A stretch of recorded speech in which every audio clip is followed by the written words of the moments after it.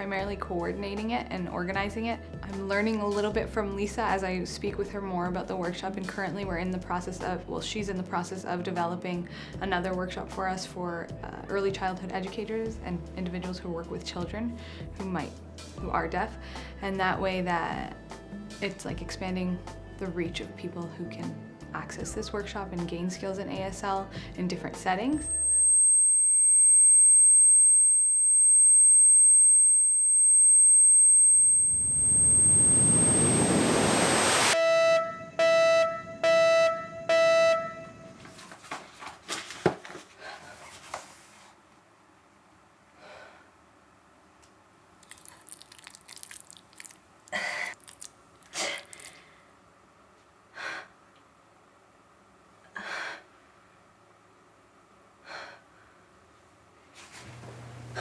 But we have got to hurry.